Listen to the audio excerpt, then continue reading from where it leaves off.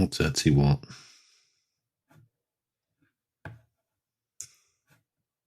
Clash of Clans has got a red dot. Oh, yeah. I went back to my son's clan. Sorry about that, Mark. I know it. I know, it's all good. I saw that. We were in we're in the it kind of a little bit of a lull that we weren't really warring much when you came in. Now we're back to it's like one ends and another one starts. Yeah, that's too much for me. I ain't got time for all that warring. I just like to mine and build. I think I've got like 300 stars for warring, 300 and something, and I've been playing since 2013, if that puts it in perspective. You're like, you're such a pacifist, Carlisle. You're such a pacifist. It's all good. Well, it looks to me that old Josh, I don't know if he's going to get here or not, so I don't know. We're not going to wait. 3, 2, 1, 0. You're listening to the Knives Templars. I got a piece off of the wagon that Sam Houston used to take JFK to the moon. Pinto sauce. I like that. Pinto sauce. Pinto sauce. You're tuned in to the Knives Templars podcast. Featuring Jason Fry. Yeah, I've been just been doing what we do. Long time listener, first time caller. Eric T.R.E. Rivers. Holy crap, I built something. Mark Vasallo. There would be a lot of places I would launch myself to. Chip Carlisle. We've had a raccoon come through the screen door down in the family room. I was a mean kid. And Josh Ferran.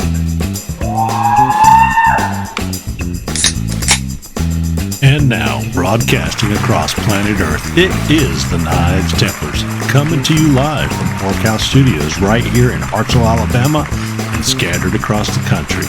We are on demand, and it's time to sit back and enjoy another show of the KnivesTemplars.com. Well, there you go. We're finally back. It's been a long 3 weeks, guys. My fault. It's my fault. It was 3 weeks. I apologize for that. But hey, welcome to the Knives Templars. I want you all out there to enjoy the greatest podcast out there and settling in for a new episode of the Knives Templars. This will be episode 69. We're glad you tuned in and you're with us, one of the highest ranked podcasts out there on the planet concerning knife making. And I want you to know that we work hard every time we come together. Matter of fact, we all worked as extras in a B horror movie today. It was a remake of Simon Jones' When the Sea Squirts Attack. It was originally made in 1954, I believe, and it was starred Sylvester Stallone's eighth cousin, 4 times removed. And when we did that movie, we made just enough to record this episode. Otis here, thank you for volunteering to be the sea squirt. I was the head and Mark was the tail end bringing it up. But Otis here sat there in that little costume making all those little squirty noises and squirting things out of his side, pimples on the sea squirt there. And hey, we made some money. Thank you, Otis here. Did you learn to do that? Problem. Did you learn to do that on your travels this last week? Oh, yes, I did. Well, we'll talk about it a little bit more. If you guys haven't been to KnivesTemplars.com yet, you haven't missed anything. I haven't been there in a few weeks because I've been very busy. But if you go to KnivesTemplars.com, I tell you what, you'll keep up to date with everything we're doing. I'll be uploading it or updating it again tomorrow. And, hey, we're looking forward to tonight because we're going to have some hot topics, questions, and some general discussions about knives this time, life, and many other things. We've all had a bunch of cool things going on. I am joined by the great Otis Sear, Special Sauce Pinto, Mark VMAX Vasallo, and put out some beautiful knives lately, and Josh, what Josh Ferran, but it's like Josh 3D copier / scanner / drone / car racer / knife maker Ferran. Josh of all trades. That's how you sum that up. The Josh of all trades. Guys, I'm Chip Carlisle. Welcome to the show tonight. How are you guys doing? Otis here. Start off with you. Oh, I'm doing all right. Just happy to be alive and be here today. Yeah, see, you've held up. Well. Doing good, doing good. I can't speak for Mark. Mark, how are you doing? I'm doing great. I actually got a lot of shop time this week, so I'm excited about that. Yes. Being politically executed from your position has its perks, right? That's right. Yeah. I don't know if that's not meant to be insulting. That was my attempt at humor, but hey, when life gives you the boot, go make knives. That's right. So what's up with that? Are you enjoying being a full-time knife maker with a distinguished military career backing all that up? Or are you thinking about getting back into the workforce again anytime soon? What's going on there? So I'm gonna, I think maybe next week I'm gonna start really, buckling down a little bit more and start doing a little more realistic searching for positions around here. But I'll tell you, the longer it goes, the more I enjoy just doing this. Working around the house, making some knives.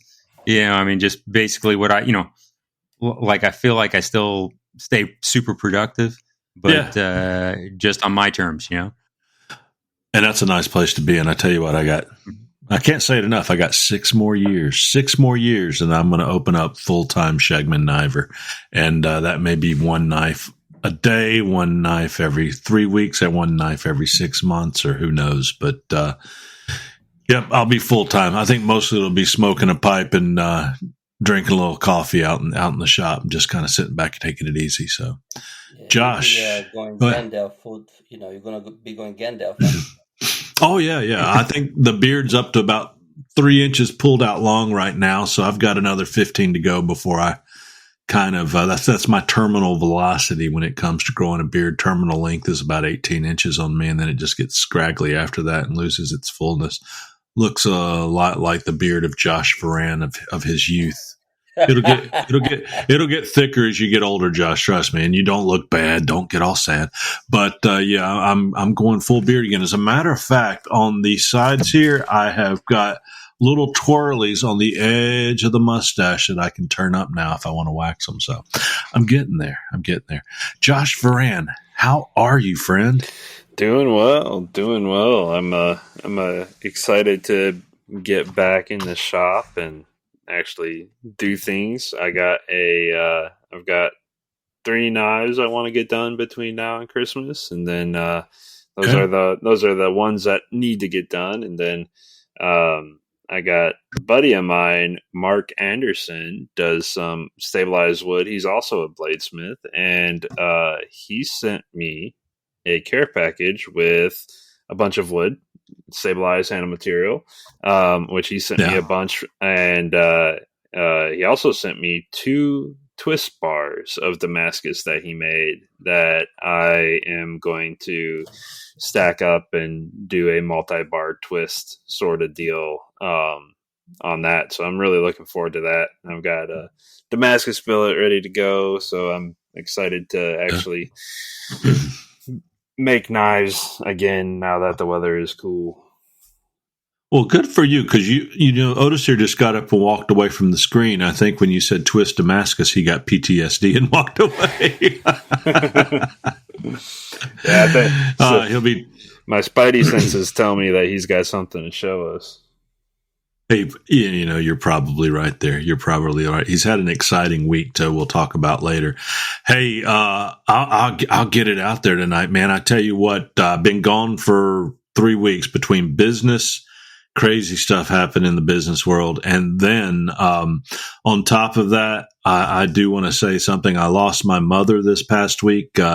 It was a little bit of a surprise, but not a surprise. She's been in poor health for about 5 years. She's a cancer survivor and got through that. And she lived to be 84 years old. Her name was Etta Rebecca Lane Carlisle. And we buried her this week, and she made her way to heaven. That's where she always wanted to go. She loved Jesus. She loved the Lord, and I loved her dearly. So I dedicate this show to my mother, who was one of the sweetest ladies I know. On top of that, my father has been diagnosed with Lewy body dementia, and he is simultaneously, as she was going downhill and passing, he had to go into the hospital, and he does not know she's passed. Not sure he would comprehend it, but we were very fortunate to be able to get him into Mark, you'll appreciate this, a veterans home, and it's very nice, and he's being cared for wonderfully.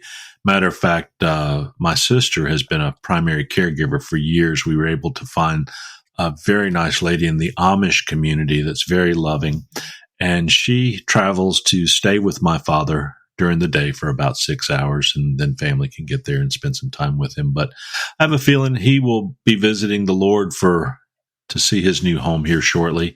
And again, he's another one that loves Jesus, and he had a rough life growing up. So he's in his older years. He said, "Hey, God, I love you. Please accept me," and that's where he's headed. But so I dedicate this show to my parents, who were very strong people. Absolutely. On top of that.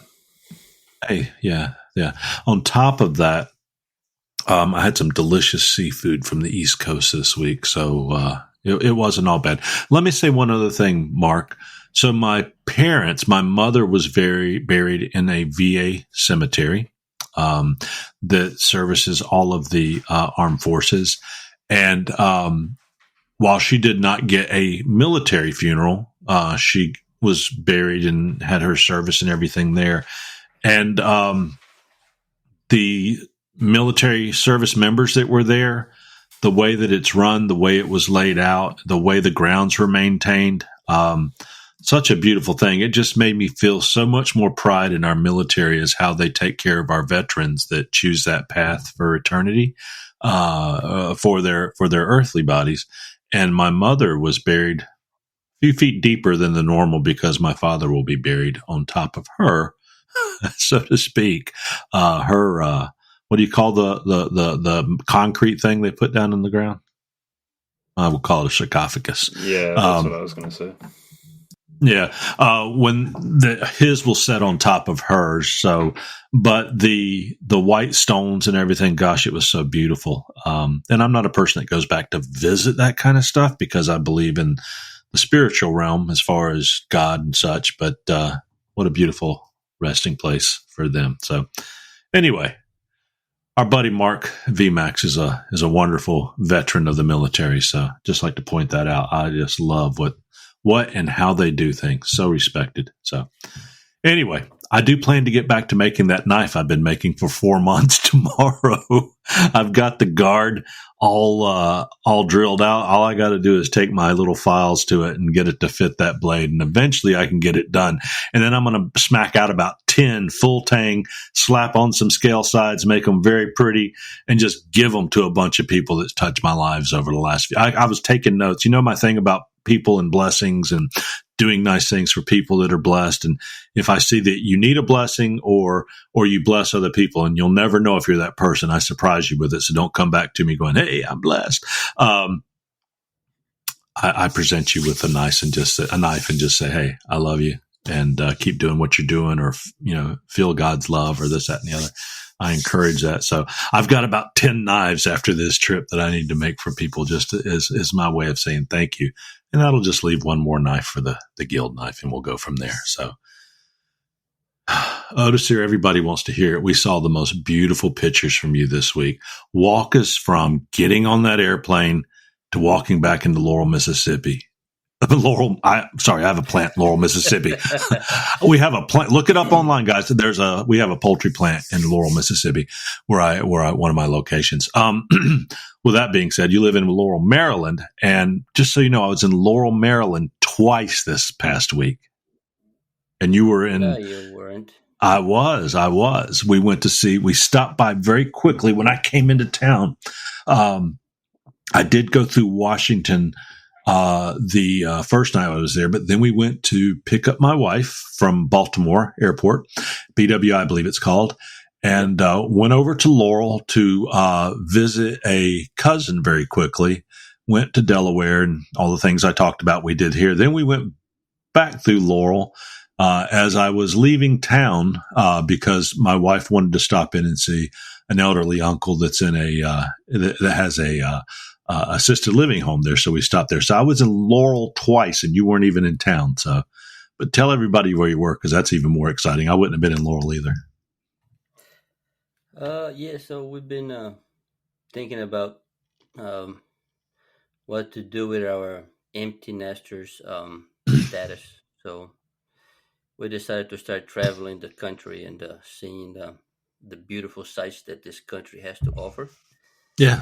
Um, for the people who doesn't know or don't understand the massive size of America, this place is huge, right? Um, so we've We're talking been about visiting. You were talking about Yellowstone or the whole country No, at no, this no. point. Talk about the general country. I mean, Oh, this the country is itself. So massive, you do right? believe there's room for a Bigfoot to run around? Oh yeah, Oh, absolutely. good. Very good. Very good. So this country is massive, right? Massive landscapes, and so this time we decided to go visit what I believe to be the first national park, which Right. is the Yellowstone, I think that was right? Theodore Roosevelt, right? Yep, I've been under the Roosevelt Arch. Oh, wow. Spent about an hour there. Awesome, awesome place. The vistas, the landscaping is absolutely gorgeous. If you've never been, I highly suggest that you go, because if you know anything about Yellowstone, is that that place is a huge volcano, right? Right. So technically, it could go at any minute. So if you want to go now, right? Well, they say While if it's it still goes, there. the rest of us won't have to worry about it going. Yeah, well, But they won't let Josh Um, Ferran go there because he likes to fly drones. They're like, you got to keep out of here. These guys, they're drones. Darn kids. right. I do want to That say this. place, I do want to say this. The photos were mesmerizing, and yours and your wife's smiles made them even better. It was such beautiful photos. Couldn't believe it. yeah, man. We only had like 2.5 days. We're planning to go back maybe next year, about the same time of the year. Um, with a little more time in our hands. I want to do at least a week in there. So Why is Josh there's fumbling and so making much all to that see. noise? Why is Josh fumbling and making all that noise? Sorry about that. Right. That's his beard rubbing on the microphone. I think so. So, Right. is there any chance you're going to ask Mr. and Miss Carlisle to travel out there with you? We can meet up there sometime. Yeah, no That's problem. what I meant. I'll That's take what I you to meant. that place where I took the Bigfoot photo. Very good. Very good. Yeah. I What's the found him, most? by the way, right? You saw the pictures, right? I did see I the even photos. twisted his right nipple. He didn't look very happy. Maybe that's why.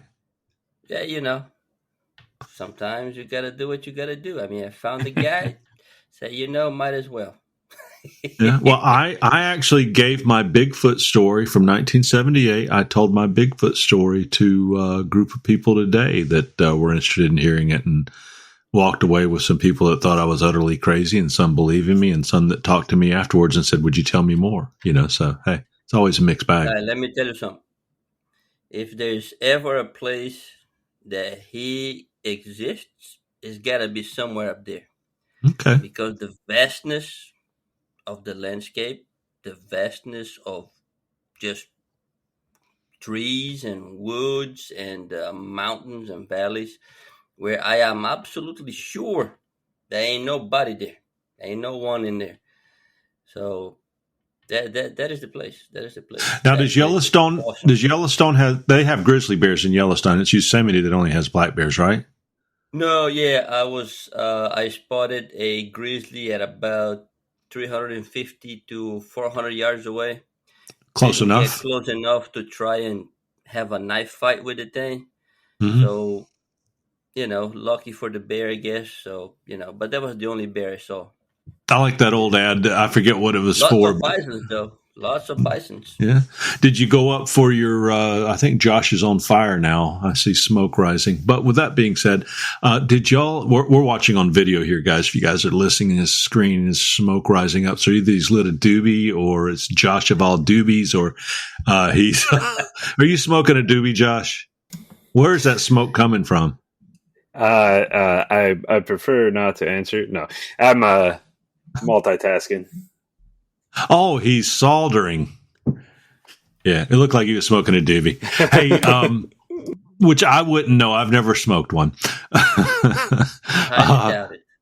No, that's very true. I have It looked never. like a hippie. No, sir. I have. My mother, God rest her soul, when I was a young man, said, "Chip, please don't ever do drugs and don't make me a grandmother too early." And I wasn't a wild. Well, I was kind of a wild child. But one thing I never did was did drugs or made her a grandmother too early. One of them was just lucky, I guess, because I was, but anyway, I divulge to another topic in time. But the thing is that that's one of the things I pride myself in. Now, I drank my share of Green Label and Schaefer beer and all that other crap back in college. And boy, I've got some stories that are better than Bigfoot stories. I can tell you about being in the fraternity, the social chair in the fraternity, things I got into with some beer or liquor, but I never got in trouble, and I never did drugs. I think I'm a lot like Ted Nugent, wouldn't you say? I've even got a guitar. No, I guess I'm not. So, Otis here, did you see any knives for sale out there in Yellowstone? There was a store, and I went by it twice, and I guess they were closed for the season. The name of the store, just in case they're listening, is called Seldom Seen Knives out of West Yellowstone. Right. I've seen some pictures online. They got some custom work,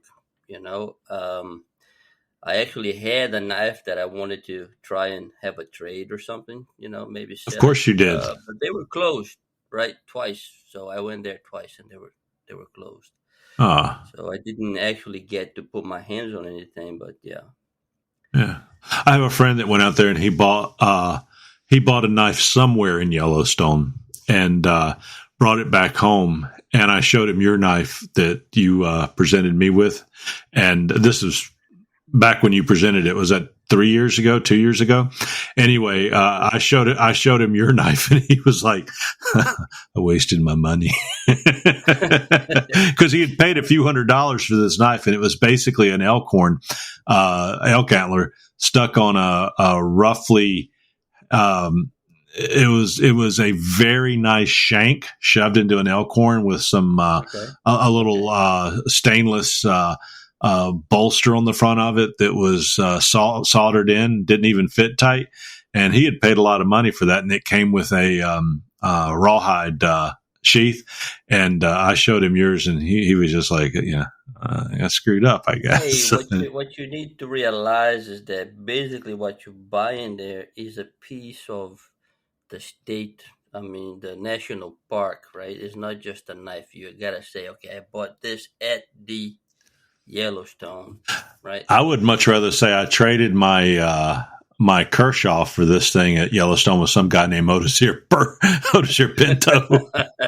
And boy, did I get a good deal. No, I think that if you look at something like that, I looked at it when I saw his knife. I thought it was, hey, it's kind of a period looking knife. That's probably something somebody would have made in the 1800s. And and he shouldn't feel bad about it. It was something handmade. Not everything has to be, that vision of purity and knife making with everything you see. But it was all right. Now the thing is that, like, nowadays we are sort of spoiled, right, with the all the equipment and techniques and developments that we had in the past 10, 20 years, things that were not available to people, say 50 years ago. If you see a knife that was custom made 50 years ago, they sort of pale in the complexity that we have nowadays, right? So that's one of the things. So a lot of these knives, they are period correct, Right. for what they should look, for, say, a mountaineer knife for that time period, and a lot of those are like just people making what they would have had at that particular time and place, right? Yeah, I've ran into wrong with it. I've ran into some groups that wanted to do the that wanted a 1700s revolutionary style knife, and it's very specific on what they're looking for, want it to look like. And some of them are very nice and ornate, and some of them are like, it is what it is. It cuts. And if you look for guys that are looking for like those Civil War type knives for reenacting, most of the guys in the Civil War grabbed a butcher knife out of the house because the army didn't give them one. And they carried their butcher knife, or some homemade version or locally made version of a butcher knife, or some other pen knife or patch knife or something like that. And a lot of them are just extremely rough looking, but they're beautiful in their own right. If you've gone to a Civil War museum and seen some of the knives and things that are there, very rough looking. Some of them, and some of them are very gorgeous, but officers' knives and stuff. But most of them were just everyday home knife that they stuck in their pocket as they went out the door. Yeah, I've seen some example of those knives. I've seen a few from the Southern Army, and they were fairly crude, right? For our standards, now modern standards, they were fairly crude. There were a lot of gapping in between the guards and the handle and the guards and the shoulders. You can clearly see through those junctions. Something that is not acceptable nowadays in our eyes, right? Right. Also, the thing is, those that were producing it, they were mass producing it quickly. Right, so you can't really expect them to be, super tight fitting and zero gaps, right? So, and the grinds weren't always clean. You can see some machining in there. They needed to be functional. Yeah, I mean, it will poke a hole in something and it will cut, right? Which was the most important thing about those particular knives. Yeah. But it's like if you're gonna go period, what's the word I'm looking for? Exact for that time. Period correct. Yeah, period correct. You're gonna have to accept some roughness around the edges, so to speak. They ought to have a YouTube knife maker challenge that challenged people to make period knives instead of what they do is beautiful. Don't get me wrong, but that'd be kind of cool to see guys trying to make knives that are period, trying to affect the patina or the wood or the different, the pins and stuff they would have used that knife to hammer that pin in to secure the handle, or even if they were, the different ways and the things that they use to secure hidden tang knives during that time. It'd be kind of neat YouTube knife maker challenge, I think. Yeah. I don't know. Maybe it would. Another thing that I noticed about those knives, I don't know if it's just the examples that I've seen, is that the handles, they were most often like coffin shaped and very short handles for what we are used to seeing nowadays. They had maybe a 4-inch handle max, which would be something, a little bit shorter than what I got now on this little piece that I'm working on. And when you grab it, maybe their hands were smaller at the time. I don't know. If we have a study about this thing, maybe their hands were a little bit smaller than ours nowadays. But feels like the handles that I've seen are like, it barely fits in my hand, right? I don't have anything to spare. Wouldn't you say, looking at me and Jason, I look more like a Civil War general, be sitting on a horse or standing up? I look kind of like a Longstreet, and Josh looks like a Confederate rebel yell, screaming and yelling at y'all barefoot across the mile across Gettysburg, and he's just got that rough rider look. There you go. He got that look.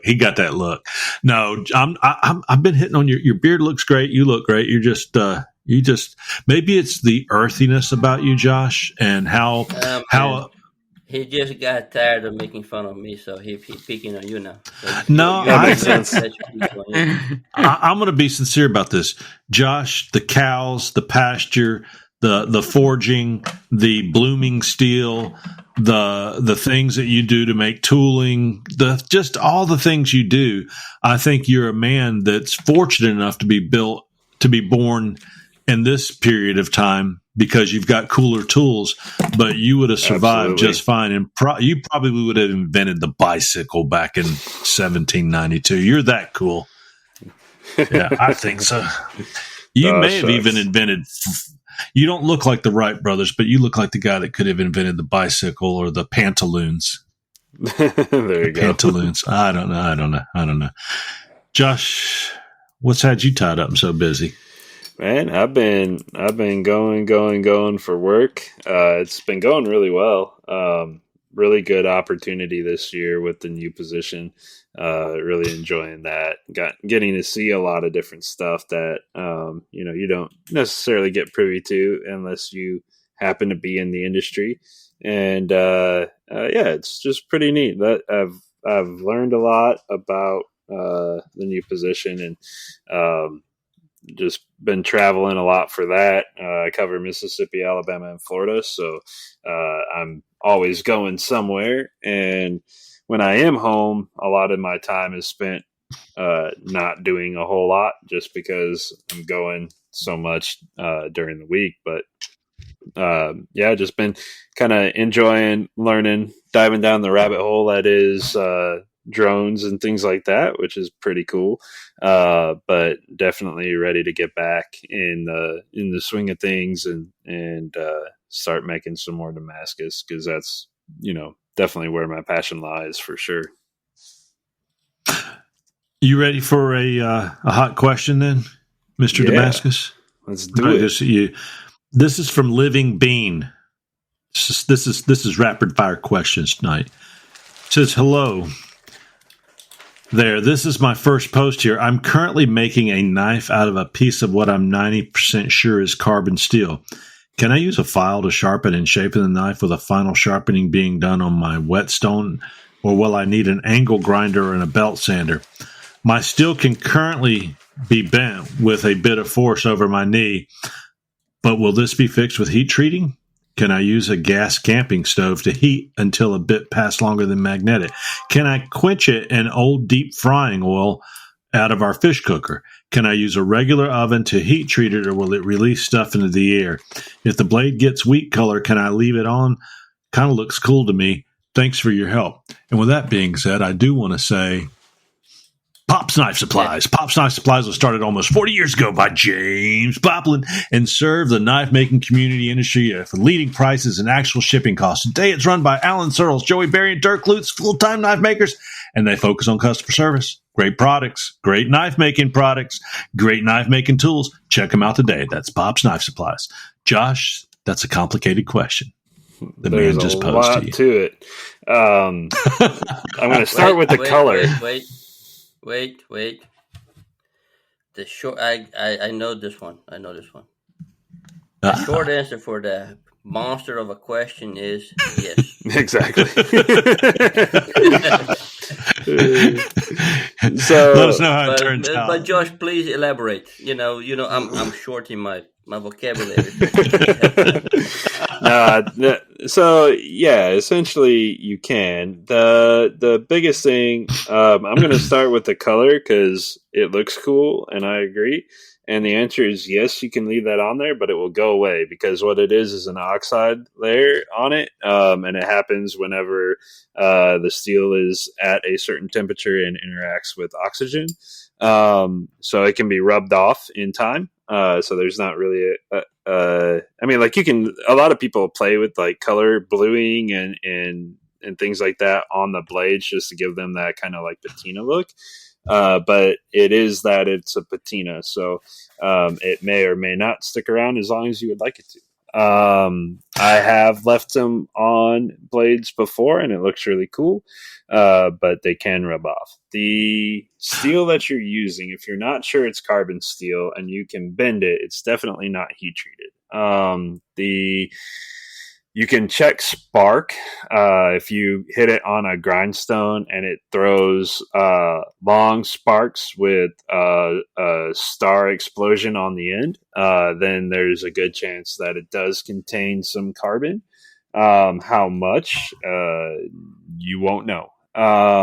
what you want to do is heat treat it, get it hot in whatever form of heating unit you have, regardless of fuel or source or whatever. If you can get it up to 1475, 1500 degrees, quench with it in with a camping stove. Yeah, it's going to take a while though. You'll get there, but it's going to take a really long time to get there. You can put some bricks around the flame. I'd put some bricks around the flame to retain some of that heat if it's a camping stove. Yeah, if you can get yourself some soft fire brick, it won't work with hard fire brick because hard fire brick absorbs heat and soft fire brick insulates it. So if you're building a forge and you've got hard fire brick, it's going to be a gas hog until it gets hot. And that's why, is because it's sucking the heat up and then it insulates because the whole bricks themselves get hot. So if you have stuff from like Tractor Supply or something, it's not going to work. You got to have soft brick. And that'll help keep the heat in. But the problem with doing it with the camp stove is that you're going to have very localized heat and very uneven temperatures. So what I'm going to tell you to do is there are little knife maker forges that run off of, if you really want to save some money, they run off of a little propane torch. Get you one of those, and that'll at least get a knife-sized object hot. And then for your mystery steel, you want to get it just north of magnetic. You can also, if you're very confused about what that looks like, because until you've seen it, you probably think that you need to be hotter than you really do. You can put some table salt on the blade, and when it melts, you're pretty much at the right temperature to heat treat. So you can pull it out into preheated oil. So if you are using like cooking oil, things like that, you want to get it up into the like 100-degree range. And then, what if it's still got cornbread and crappie scales in it? That shouldn't be a problem. Nah, it'll be fine. Okay. That's extra steel. Yeah, it's extra thermal absorption. It's gonna smell good. It's gonna smell good. Carbon on the blade. But yeah, definitely test the steel by heat treating it. Get it hot, stick it in the oil that's been preheated. You're going to have better results with the real heat treating oil. You can use other things like pinto sauce. And don't do that. That's for me alone. Yeah, it's special though. You have to have his permission. But if you heat treat it and it gets hard, you can hold it in a vise and break it by bending it or hitting it with a hammer. Just wear safety glasses, because if it is hardenable and you shatter it, there's a lot of potential energy there that will find its way into your eyeball, which is very inconvenient. So be safe about it, but break it however you got to do that, and look at the grain structure. If it breaks and shatters, that means it got hard. And then you can take a look at the grain structure to see if you've got your temperatures right. Normalization, all of that good stuff. We could go down that rabbit hole, but essentially heat it up to a little bit above quenching temperature and let it cool down 2 or 3 times. You're good to go. There's scientific evidence to show you only need to do that once. I am a creature of habit, so I do 3 times because it doesn't hurt me to do that. Time. Yep. And quench on my 3rd time. Yeah, that's perfect. And then you quench it, break it. If it breaks, you're good. If it bends, the steel is mild steel, and it's not going to make a good knife, but it doesn't hurt you to practice. And then it will give you a good shank, though. Yeah, absolutely. You'll it's like railroad spike knives. They typically aren't good steel, but they make really cool looking knives, and you can get them sharp and you can resharpen them. So if you want a good using knife, you want to use good steel. If you want something that looks cool and you don't mind sharpening every single time you use it, then you can use whatever steel you want. But yeah, that's just kind of a quick and dirty rundown. I mean, like, you can do it cheaply, and there have been people all throughout history that have made knives the cheap and easy way, using much less sophisticated tooling and materials than we have available to us. It's just, start somewhere. If that's what you want to do it. Learn what works for you, learn what looks good, and just make knives. Like, if you're wanting to get into it, just make them. Take a look at it and just see, like, oh, hey, I can do that better, or oh, I want to try this, or and that's what happened to me. I got into blacksmithing to do like more blacksmithing work and like making things for components or whatever. And then somebody was like, hey man, I think you should make knives. And I was like, well, I'll try it. And so I made one, and I was like, it's all right, but I think I could do this. And then I do that. And it's like, oh, well, I could try this and then this and this. And next thing you know, I'm going down rabbit holes and improving my equipment, improving my skills and my abilities to make knives, and trying new things. So, it sounds like you're just starting out, and that's fantastic. Do what you got to do. Get excited about it. Make knives, and join your local forge council or knife guild. Absolutely, there's blacksmithing places all over North America. So and there's always going to be knife makers. There's always going to be knife makers at those places too. Yeah. Absolutely. If you are in my area, look up the Bill Moran Foundation.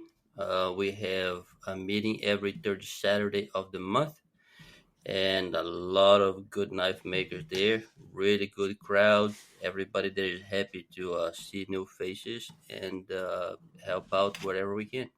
Yeah, and most of the people at that particular meeting are nerds and goofballs. So I would suggest coming to the Alabama Knife Makers Guild the second Saturday of each month, where we're full of forged and fire content. Yeah, it's much better. And Otis, I'm joking with you. But you're exactly right. That's what people should do.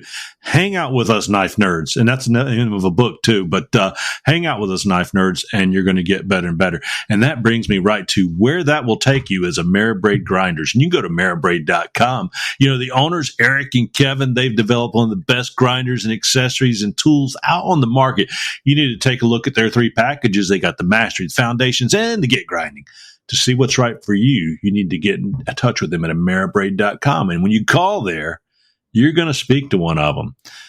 Hey, you want a really good grinder? Check out marabraid.com. Otis here. I have something to share. I know you do.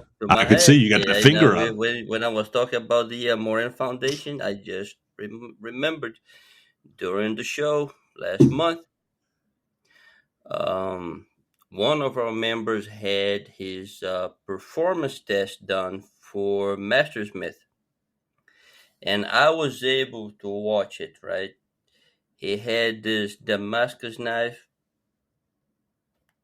made to parameters, and he went to do his first cut with the 1-inch rope.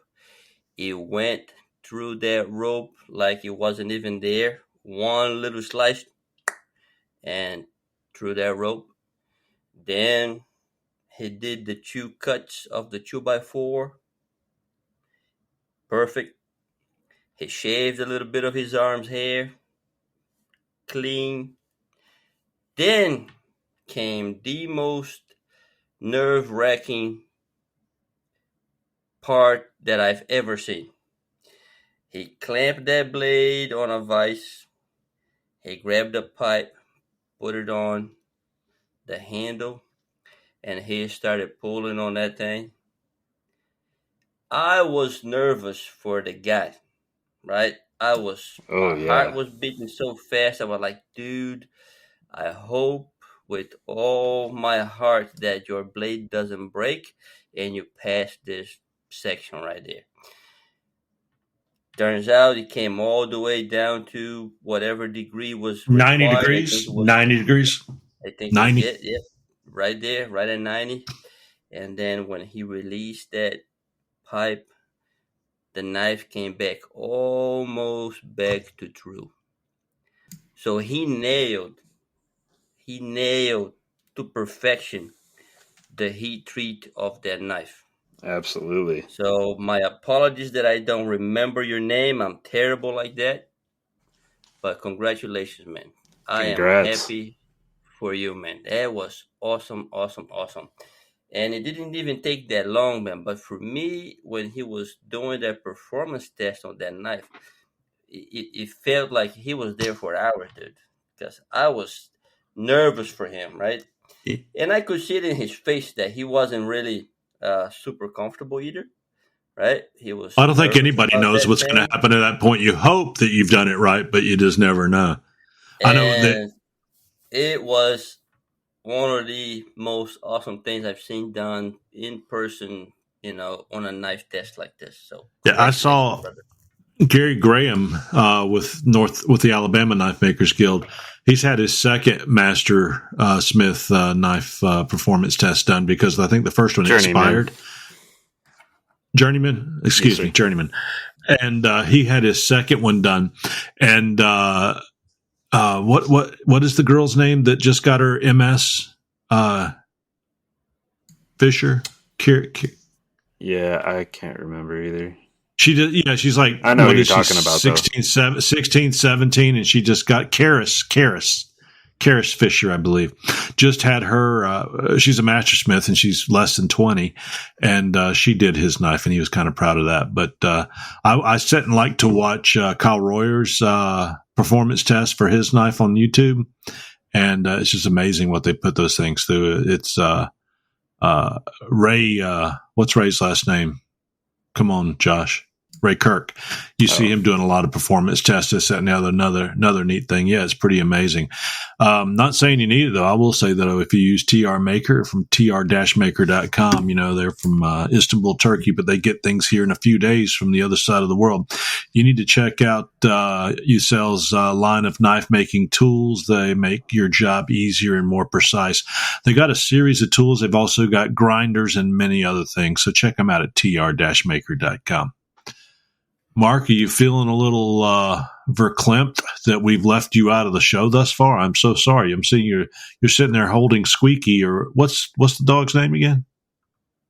Peanut. Hey, is there? Oh, Squishy. No, Squishy was the bird. Squishy's the Squishy bird. is the bird. Peanut's the dog. Hey, listen, I'm gonna. Bird, by the way? That bird is still alive. Yeah, he's still alive. Oh, yeah. Cool. How old do they get? I think they can get to be like 23 12 to 15. I don't know. Really? Yeah. I'm going to send you something because I told you with my parents passing, they have 2 cats and 2 dogs, and they're both Chihuahuas. And knowing how much you just love the Chihuahua, well, my wife loves the Chihuahuas, so I love the Chihuahuas. Well, just show her. That's fine. It's just a blue heeler on miniaturized. Hey, look at the picture I just sent you. Wouldn't that look good with Peanut? You could call this one like. Oh yeah. What goes with peanuts? Cacahuate. Yeah, what goes with butter? Yeah, butter. You can call this one butters. Peanut butter. Butters, peanut and butters. And he's kind of a brindle look. He's a brindle look Chihuahua, so he's kind of look like you got your chocolate, and my peanut butter. Peanut and cacahuate, my friend. Yeah. What's cacahuate? What's cacahuate? That's peanut in Spanish. Oh, okay. Well, it's so much easier. It's much easier to say peanut, just so you know.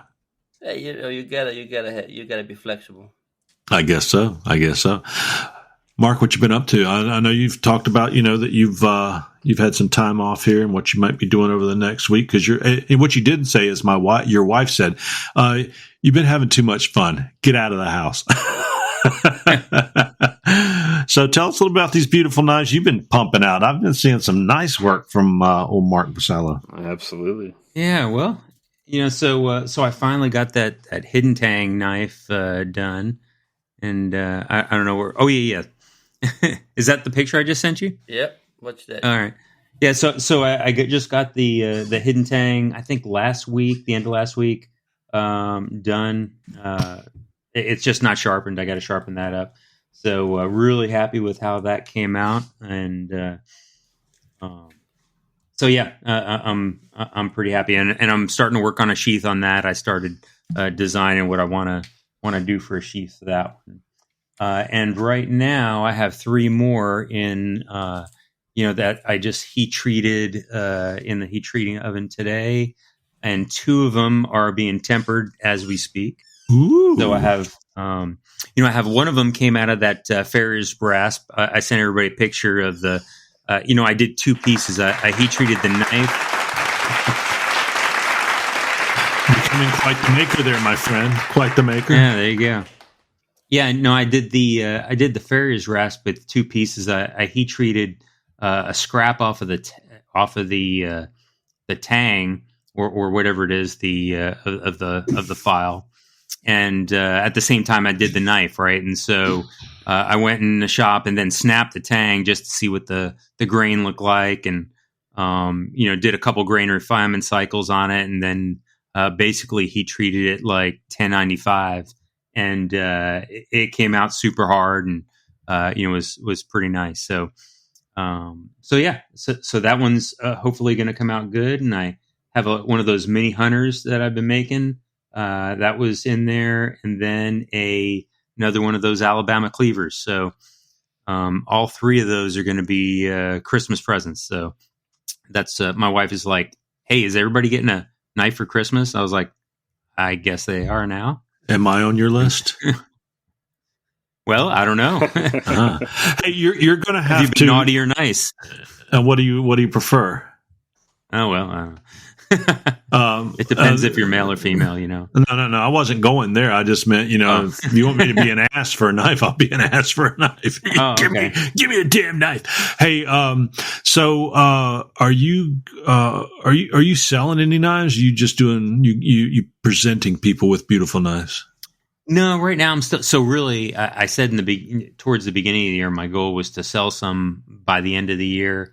I don't know. I can still see some, even on the best ones I'm making now, I see some improvement I need to make. So I feel like I just can't sell something where I can see, I don't know, some improvement. You'll always see that though. Yeah, when somebody gives you your first $300 or $400 for a knife, you'll be like, not giving any more away without a mission. My plan is now that I'm starting to be able to push them out a little bit quicker, is I'm gonna give a bunch away, and then really after that, once I give enough away, I've had a lot of people, with the couple of Instagram posts I've been making, had a bunch of folks ask me, about buying some. So, maybe after I give a couple more away. My advice to you, as you get into selling knives, is to avoid the trap of custom knives, unless that's what you want to do. There's nothing wrong with that, but I think like one of the things that I found starting off when I started selling knives would be I would finish a knife and I would post nice pictures of it, and people would see the nice pictures of the knife and they would want a knife that looked like that. And so I ended up making the same knife a bunch of times. And then you end up getting a bunch of orders for the same thing, and you don't get a lot of opportunity to really expand your reach, so to speak. So one thing that I encourage people to do, especially if it's not something to where they are relying on knife making as an income, would be to make the knives you want to make and list those for sale, because the people who would buy them from you will still buy them from you regardless of whether or not they get to pick out the handle material color. Because the way I was doing it, that's the closest to custom it got, was it's the same exact knife over and over again. They just got to pick the handle material color. Yes. Yeah, no, it definitely makes sense. And that's really what I'm going to do. Except for family who, I know what colors folks like. But really the plan is that just to do what you're doing, because I'll tell you, although I made a couple of the same type of these, I keep wanting to just try to make something else. Right. I see something I like, and I'm like, hey, I want to try to make that. Hey, I want to try to make that. This the one I did for the Farrier's Rasp is, actually, I'm not sure what that's called. What do you call that straight? I don't know if you still saw the picture of that. More of a straight bottom blade without a swoop up on it. I don't know. I'll find out what the name of it. But again, it's different style, different handle style than I've made before, and different blade style. So that's really going to be the goal is just trying new stuff. At some point, I want to make something bigger. Maybe I haven't done a dagger yet, so I'd love to give a dagger a shot in the next couple knives while I have some time at home. Okay, but here we go. Rapid fire question. Are you ready? I caught you out of the blue. Are you ready? I'm ready. All right.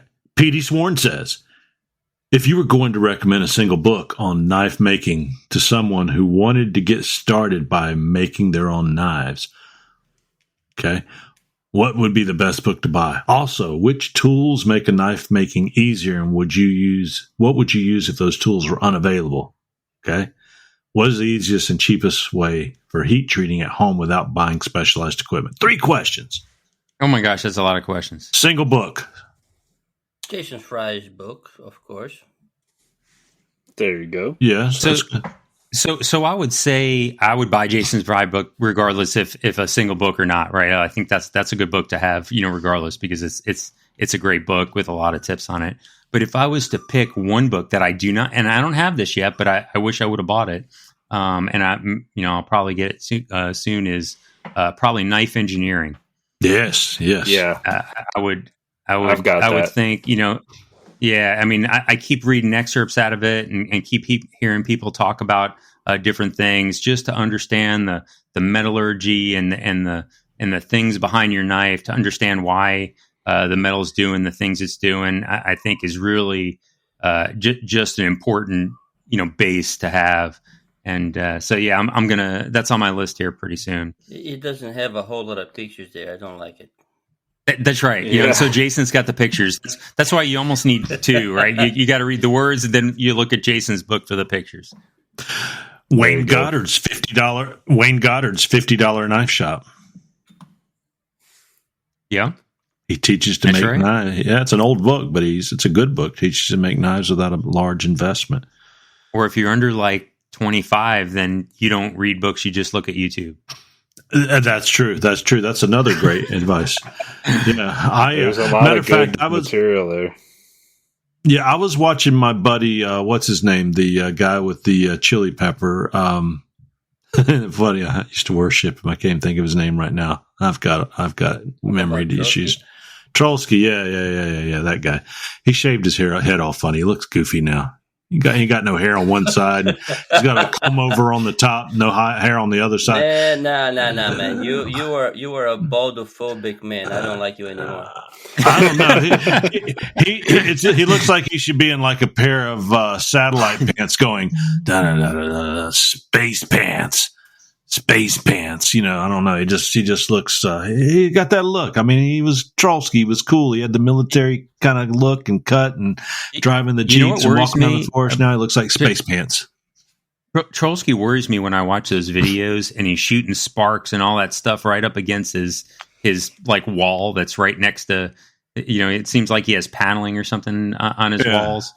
It's not like a concrete basement or anything. It looks like just a plastered house and woodwork and so and he's using that power hammer and blasting hot metal all over the place. It's your basic little prefab wooden garage that we all put in our backyards, but he's decorated it beautifully.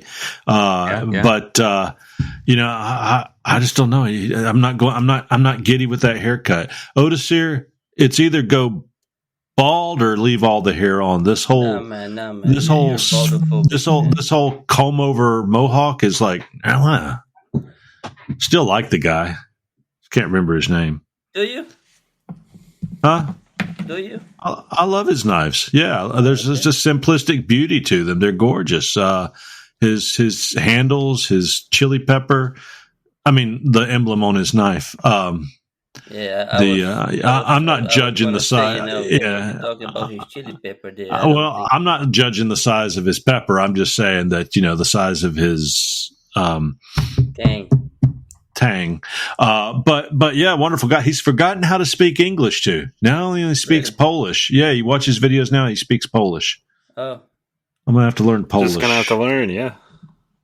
Yeah, and there's nothing wrong with that. I can't say you're on my YouTube. You just to speak American. No, that's not how it works in this world, guys. All right, which tools make knife making easier? And what would you use if those tools were unavailable? Well, all tools make knife making easier. Go get you a $50 grinder from Harbor Freight, and it makes it easier than a file. Or you can spend $6,000 on a grinder. But if you want to keep it, keeping with this here, I talk about the $50 knife shop.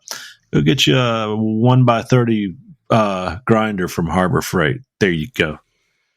What would you do if it's unavailable? What would you do if it's unavailable? I'd go to Otis here Pinto and say, I want to buy one of your knives, buddy. And I'm not paying $1 over $600. Oh. He says, you want 2 for 1? Not with those knives. They're actually they're probably worth about the price of a good well-made rifle. That's what I used to be. I used to be a arms dealer. Sell you a knife and then take the money and buy a gun. So, what's the easiest, cheapest method for heat treating at home without buying specialized equipment? We already talked about that tonight. Go make yourself a 2-brick forge with a gas bottle. There you go. That's all I got on that. With that being said, next one. PhoenixAbrasives.com. If you go to our buddies over at Phoenix Abrasive, they offer great prices, but we're going to give you something even better than that because their selection, quality, and quick delivery is number one in the abrasives market. They have a complete inventory of belts, discs, rolls, wheels, and everything else that you need to get the job done. The best part, enter Templar's 10 at checkout for 10% off your next order at Phoenix Abrasives. So you want another question? Otis here, I think you were asking for a question. Hey, I got a question first. Go right ahead. I have a question for you guys, right? And so this is timely because I have these are my these beautiful handle scales I got at Blade Show are going to go on that Alabama cleaver. They are actually what is that? What is that wood? It is Amboya. Oh yeah. It's stabilized Amboya. And so they have, because I did the wrong thing with my wood and it's out in my shed with humidity and untemperature controlled. And so they have just the slightest bit of warp, even though they're taped together. Any thoughts on how to get rid of, I guess I could just sand them flat, right? That's one option. Any way to get rid of a warp in stabilized scales? Sand them. Put a piece of a flat steel, clamp them onto that steel, put them in an oven for 30 minutes or so, take them out, let it cool down. It'll stay flat. Oh, you're talking about the wood is warped from the heat treating or from the stabilizing process. I think it's just warped because it was sitting in my humid shed since Blade Show. Yeah. Stabilized wood? Interesting. Yeah, just a little bit. Well, yeah, so Otis is right. Wrap it in foil, put it on a piece of flat steel, wrap it in foil, put it in your oven 200 degrees for a half hour and pull it out. And sandwich in between, put a piece of steel in between them, clamp them together, right? Mm-hmm. And warm it up in the oven. So like 200, I wasn't sure how warm you wanted to get it or anything. You don't really want to cook it, right? You just to make that pliable, so to speak, and take it down from the oven, let it cool down to room temp. It should before you take it apart, let it cool. But if you take it up to 205 degrees, spray it with a little grape juice, and after that, and let that bark on there. You can pull it right off the bone, and man, it makes some of the best pulled pork. Oh, wait. 200 degrees. Don't go to 205. Everything will fall apart. Hey, Ward Cleaver says, Ward Cleaver, I was taught relatively simple form of forging years ago, and I have questions I was hoping you folks at the Knives Templars could help me with. First, I've done knife making in the past, but never to the extent I am seeing these days. I have some experience with most things I read, but I am having a time with some of the last steps, such as when I go to finish the blade, does everyone else forge sharpen them, or do you sharpen them after treating them? I asked because I was taught to sharpen the edges on the forge and then lightly sharpen them with a handstone, as this does not leave much space in the process for finishing. But I'm wondering if anyone can tell me the process for a hammered finish. Sorry, I ramble. Ward Cleaver.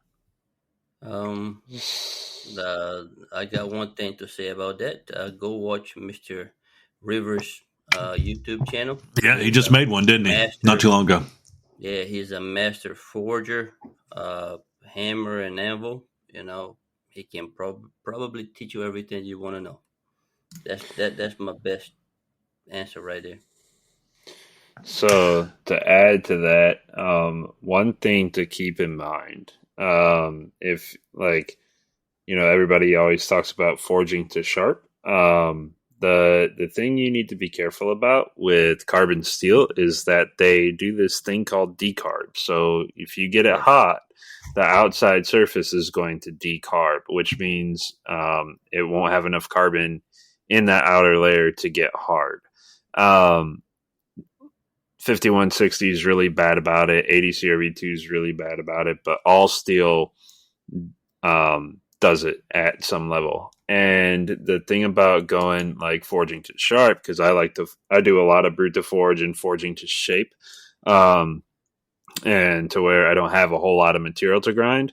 It's one of those things that if you spend too much time trying to get it down to sharp with a hammer and anvil, you will lose the carbon in that area, in that very thin cross section that you forge down to the point where that edge, you might be able to get it hard or get it sharp, but it won't stay, it won't hold.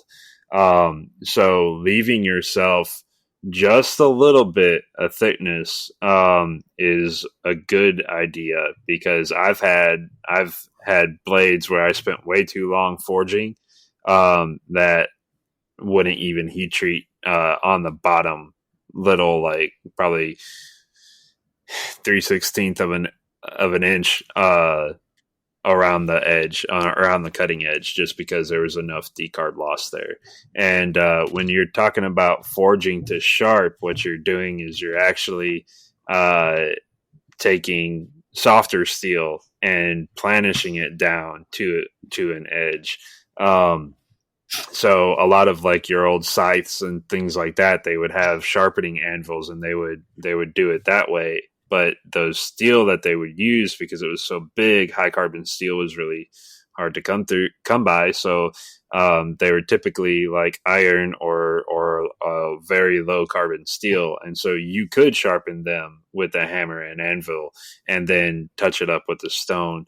But with these modern carbon steels, you can forge too far and essentially make your knife weaker than a stock removal knife at that point. So one thing to really pay attention to is like forge very close. You can get it down. You can get it very thin while forging. I know I do all of my chef's knives pretty thin when I forge them. But you definitely want to leave yourself some steel to get down past the decarb. You don't need much. You'll have to play with it a little bit, but yeah, the idea of like forging completely to finish and having the super thinly forged blade is a cool idea, but in practice application, you run the risk of that decarb essentially making your knife weaker. So it can be done, but you want to definitely be sure that you're managing your steel properly. Excellent question. Excellent. Yes, and I know that Rivers uses vinegar to get that decarb off. I hear what you're saying about that carbon coming out, but he uses vinegar sucks to get that off. That's Well, different. I think it's just the scale. Oh, they get the scale. The scale. Yeah. Sorry. Decarb actually goes into the steel a certain distance. It's the top layer of steel, not just the scale that you see falling off, but a depth into the actual material where the carbon has migrated into atmosphere while it's been in the forge and coming out of the forge and getting hot. It's just nature of heating. Exactly. So you want to leave yourself some, and even on I've got a Brute Forge chef's knife that I made a while back that I left the top of the spine as forged, but I cleaned up my bevels, and you can actually see I etched it, and you can see a quote unquote hamon in the steel from 80 CRV2, and what you're seeing there is just the decarb layer. It's not a real hamon. It's the fact that the steel that is my Brute Forge finish on that surface is soft. And the steel on the inside, once you get past that decarb layer, is hard. So that's just something to keep in mind. If you want usability out of it, pay attention to how you treat your steel. Hey, I got something else to keep in mind.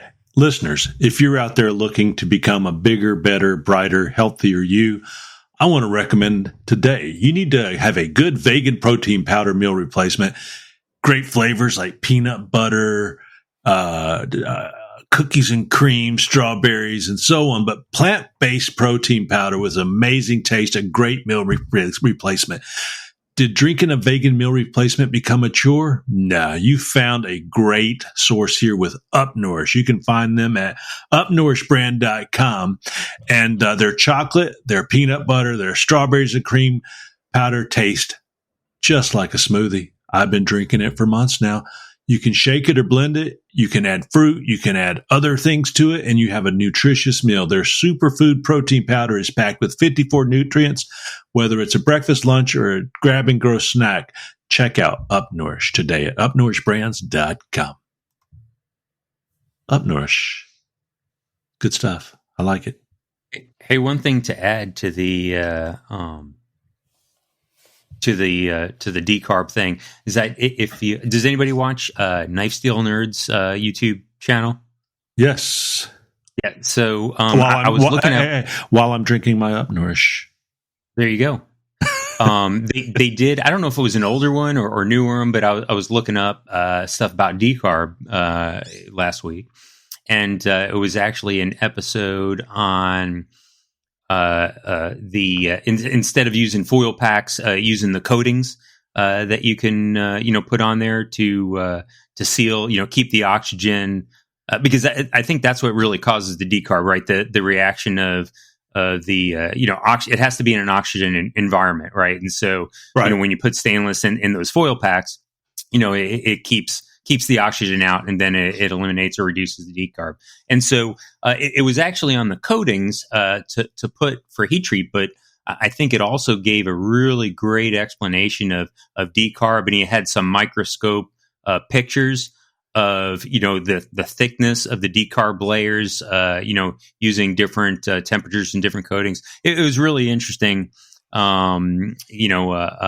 episode, and really just didn't realize that, hey, depending on how you're doing this, really you can, your decarb layer can get pretty big. And I think we talked about it in a previous episode, given that false impression that you might have not heat treated properly because you put that file on there and it scratches, right? And really it might just be getting that top layer decarb off, and then all of a sudden it's super hard, which happened to me on that last knife. Is that I thought it was scratching. I thought it wasn't heat treated, great. But once I got over that really fine top layer, I mean, it took me forever to grind on that thing because it was super hard after that. So Yeah, that'll get you. Yeah.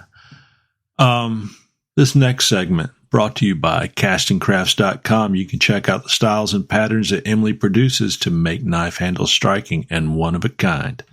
More questions, guys. Why is it important to know the estimated timeline for completing a custom knife?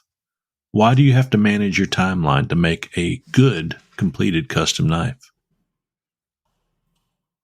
Project plan.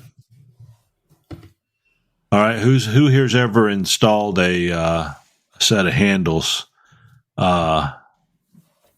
before you sanded the front of the handle in the ricasso area and had to go back and figure out how to sand them after the fact? There's almost no doing that. I've done it. Or who's rusted a blade and had to resand the blade after you put your handle scales on. Right. So why is it important to know the steps before you do that? I'll tell you, I like that question. One of the things I can think of is that early on, I used to keep a checklist because I'm very project oriented, and I would put all the steps of making a knife. And then when I finished the knife, I signed off on it and sent that project list with the person with everything signed off as I completed each step. I thought it was kind of cool. I quit doing it. Then I kind of remembered how to make a knife from time to time, but I think it's still important because sometimes we do get ahead of ourselves. And I think that if you follow your timeline, your project plan, not only does it keep you on task, it keeps you from making mistakes that might set you back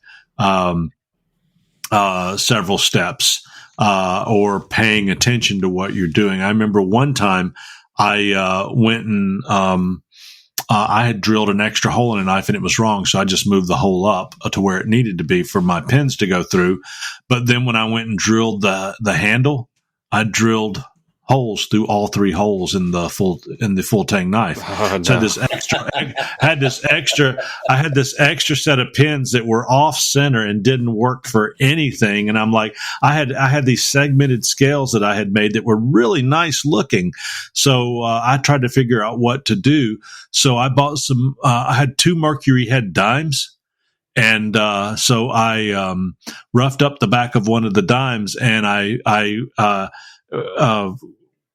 milled it out on both sides and put mercury head dimes on both sides of that handle, and it happened to work. So, knife is a series of mistakes corrected when you make them, but I wouldn't have made that mistake if I had been paying attention. So I think the importance of that is keeping you on task and keeping you from make critical mistakes. So how many guys here, this isn't really part of that, how many guys here have said, I'm paying attention each time you go in to do a pass on a grinder?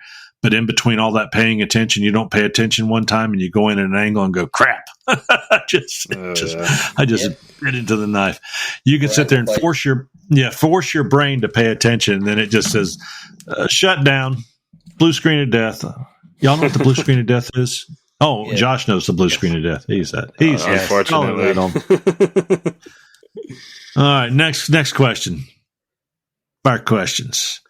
What factors determine the cost of a custom knife? Oh, geez. Yes. I'll skip this one. I'm still trying to figure it out. All of them. Materials, very small part of it. Well, that's unless it's possibly Alabama Damascus or a piece of bone. That's right. Yeah. So some of the high dollar materials, right? Those will drive up, and I think the other piece is, sometimes you'll pay for a name, right? And so, one of these really famous knife makers will put something out, and it might be just as good, if not as good as an Odyssey or Pinto original, but it might pull a few more dollars, right? Because of a name. And then I think, also the time you have to put into it, right? Like, so, anybody works a real, I'm not saying a real job, but a 9-to-5 job, that's going out. I mean, you're making an hourly wage, right? And so, you know, hourly if you're, wage, you know, you're making a poverty wage, making nice. well, that's right. You know, I mean, so you got to make sure that you're not, you know, you're not going in the negative, all right? And so, you know, again, we don't want folks to pay for our mistakes and redos on stuff that should have been done better. But you know, if a you know, one of Josh's, you know, masterpieces take a week to put together, and you know, I mean, they should be paying for his week's worth of time. True. And so, you know, it's I think a combination between you know, the name of the person, the time and technical aspects of the knife, and then the materials. And quality of work. Quality of work, market demands. But I tell you what, that was such a good answer, Mark. I'm going to go back to one of your favorite makers right now, and I know that the water's getting a little cold these days, and you don't like the shrivel factor, so I'm just going to talk about Maritime Knife Supply. You're not going to be going up there anytime soon, but MaritimeKnifeSupply.com, you know, they have great products and services in Canada, and they ship internationally, certainly here to the States, but you can check out Maritime for great deals and service on steel abrasives, handle material, kilns, grinders, and all the other tools that you need to make, and supplies that you need to make great knives. So check them out at MaritimeKnifeSupply.com.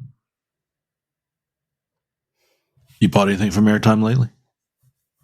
No, but I watched a video on something that they're taking pre-orders for, which is a you know, I think it's kind of like a bevel jig, but what it really is it's basically a small table that has like a pivot on there with a bearing that you can put pressure against your knife blade. And with this bearing, kind of like if you were using a push stick method on the table.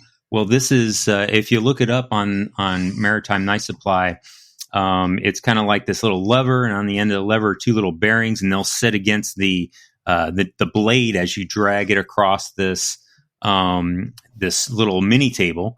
And the mini table can micro adjust closer or farther and adjust your angle. So really, I saw it once on a video. Cool. Yeah, so it's really interesting. You know, there's I think there's some videos out there of a couple folks using them, but I saw one a while ago and said, "Wow, that's a great idea," but I just haven't saw anybody selling them. So, so yeah, they're I think they're taking orders for that for whoever's making them for them. Very good, very good. Hey, after this, we got a dilemma. Uh-oh.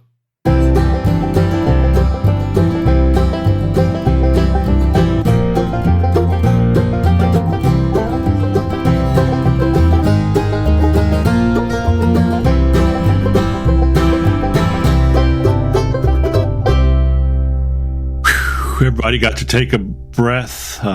Otis here got to go up and pee. Otis here, why do you have a photo of 700 root vegetables hanging behind your right shoulder? I don't know. I don't eat vegetables. You got to ask my wife. Why did she put that thing there? So you've got a painting of root vegetables. It's not bad though. I actually like it.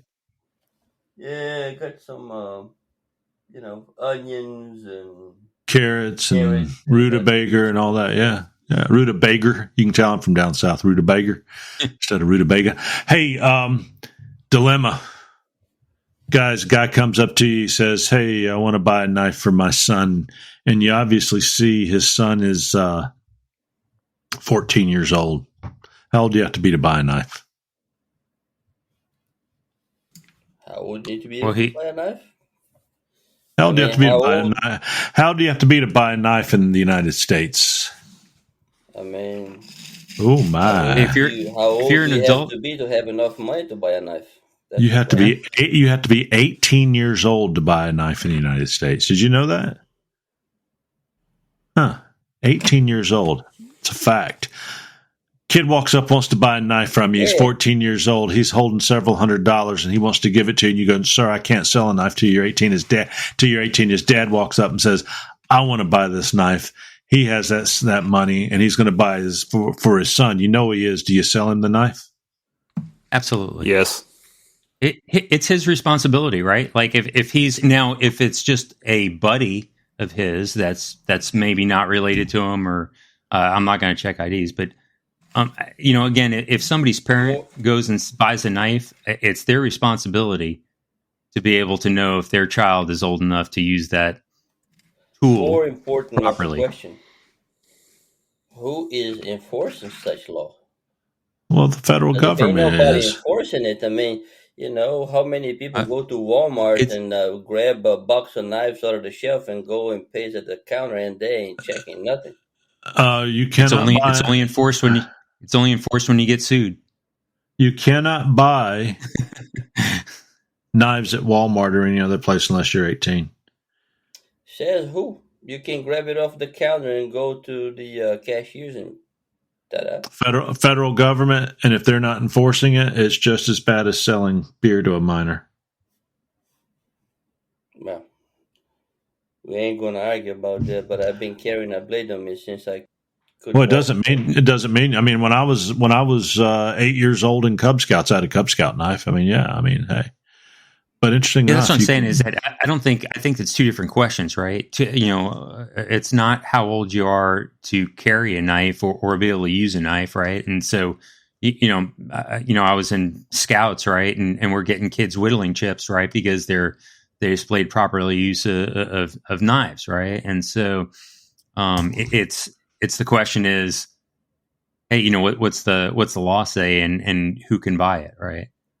Also, that's just on purchasing a knife. So you can buy a knife for your children, and because it's not illegal for a kid to have a knife that is given to them by their parents. It's just illegal to buy one. A kid can buy one in the presence of his parents with permission from his parents. Did you read that online just now? Did you get that from Wikipedia? I just know stuff. It's all trades. Yeah, you can give your kid a knife, but I'd sell it to the dad. I wouldn't sell it to the kid, and it's up to the dad at that point what he does with the knife. But if I know he's going to give it to the kid, I would probably make them aware that, hey, listen, I can't sell a knife to your child because he's under 18, and leave it at that. But my transfer of ownership would be to him, to someone that is 18 years old. There's a dilemma. You guys just want to put knives in everybody's hands, don't you? Me too. All right. You ready for a noob question? A noob, he says. His name is Noob. Sufficient Noob is what he says his full name is. Okay, it seems like everyone out here knows what they're doing. The problem is I don't. What tools and materials do you recommend someone who wants to get started but doesn't have a lot of space? I definitely don't have a budget to afford to work whole billets yet, but I'd like to start turning non-knives into short knives, swords, and machetes. Well, there's a lot in that question to peel back. I could answer that right now, but you guys go ahead. You want me to answer that? Oh, yeah.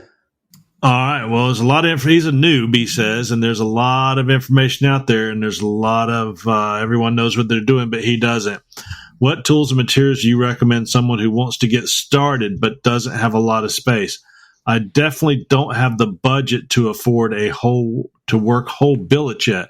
What is the noob talking about whole billets yet? He should be talking about lawnmower blades and $10.95 off of Amazon. Right. But I'd like to start turning non-knives into short knives, short swords, and machetes. He needs to stick to little knives. Don't even talk about swords and machetes. Any tips for a newbie? Go to the Bill Moran meeting or go to the Alabama Knife Makers Guild and see what's involved from there. Sorry, this isn't an ad for those two, but I think that he's a little ahead of himself on what he's trying to do there. But he also may go to the riversexperience.com, or even better, go to Facebook at the TRE Workshop on Facebook and let Eric Rivers from the Rivers Experience teach you, along with all of his friends on Facebook, the finer arts of knife making, and learn to make good knives. Even better, Forge with Eric on, I think it's Saturday nights when he's doing live forging demonstrations. You can get out your book. You can, if you got a membership, you can download those videos, I believe, and learn to be a better knife maker. If you go back to some of Eric's earliest work where I learned to make a knife, Eric taught me to make one of my first knives.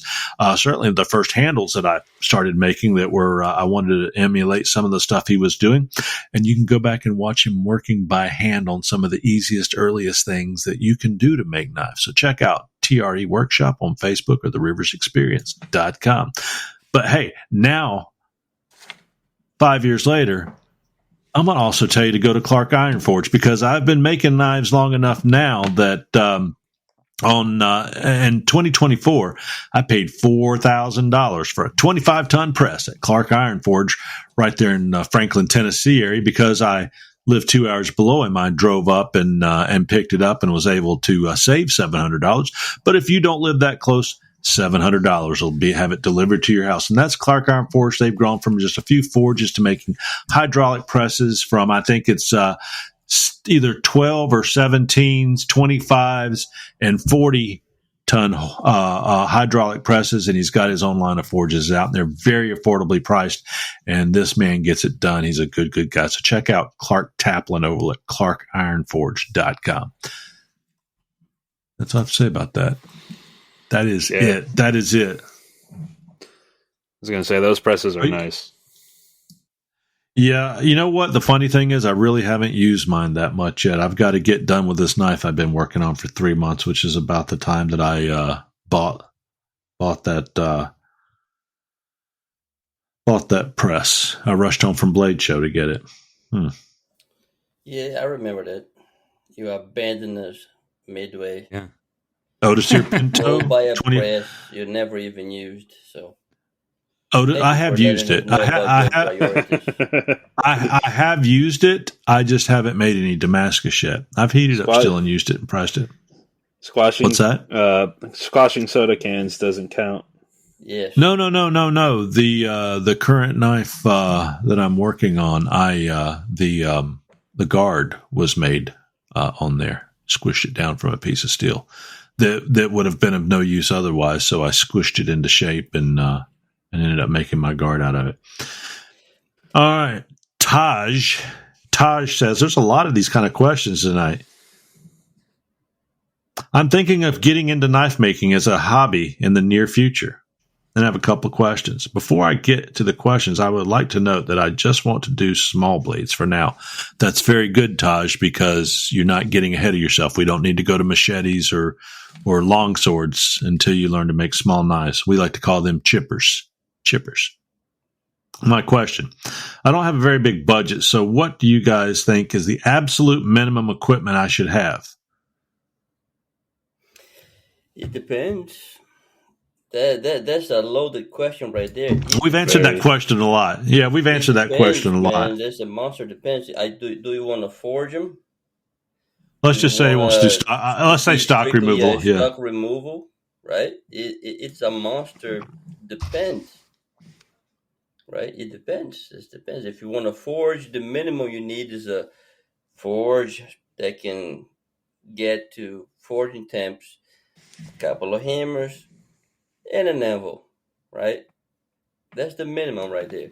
If you're going to go with the stock removal route, you're going to need some kind of a grinder, maybe an angle grinder, maybe a set of files, maybe a small 1x30, right? It's a loaded question. Well, let me give you part 2 of this question I've been holding back on. Oh.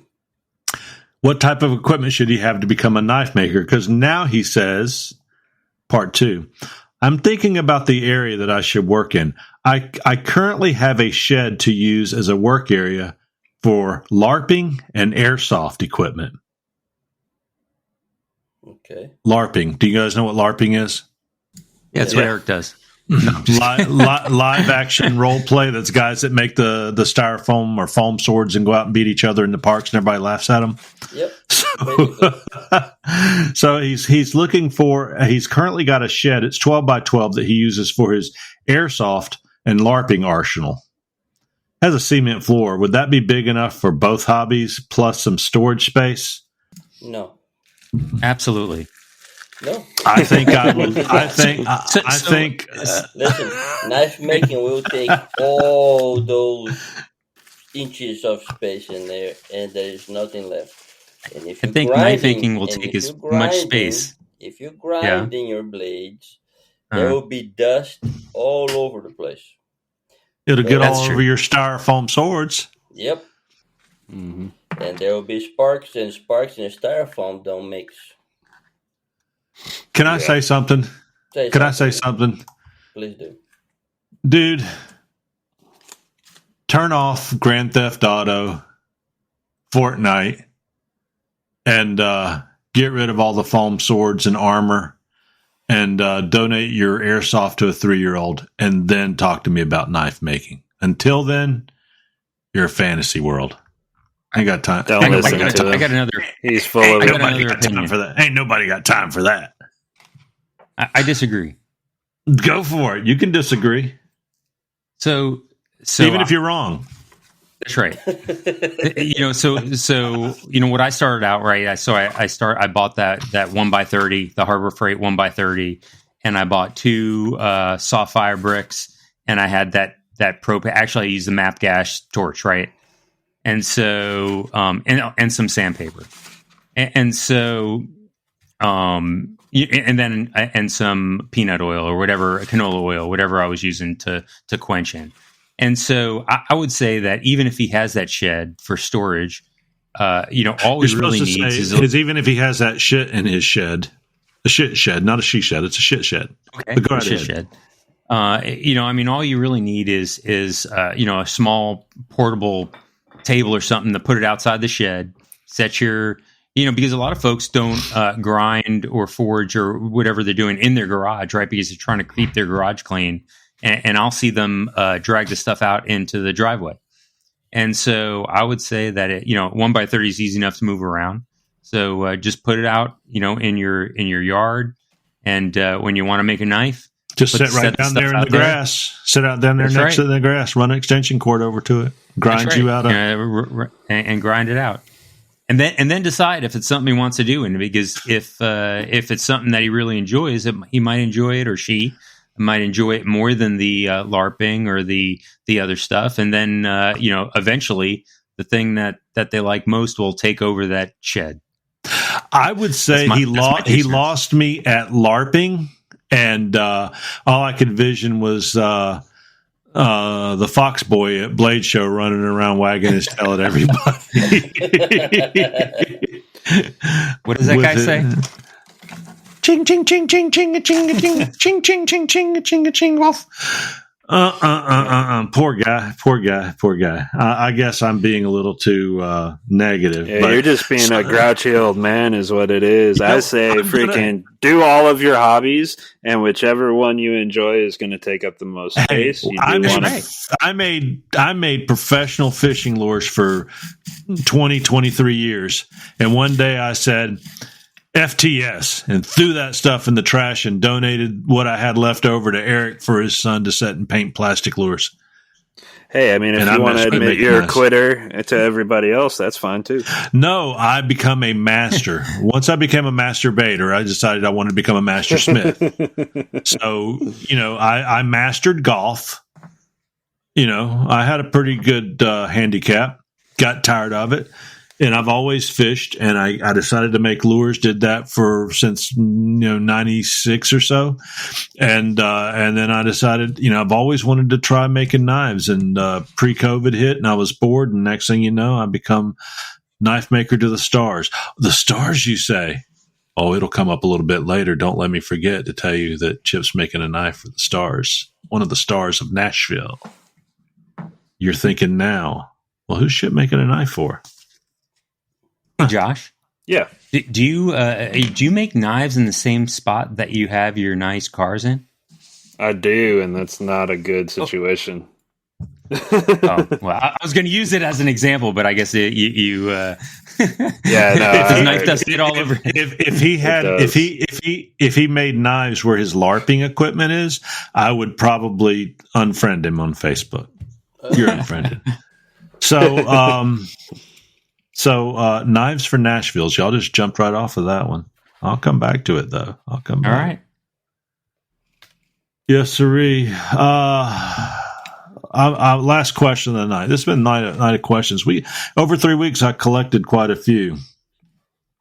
Raul says, "What is the mistake that you have made the most that's caused you to make the most scrap knives?"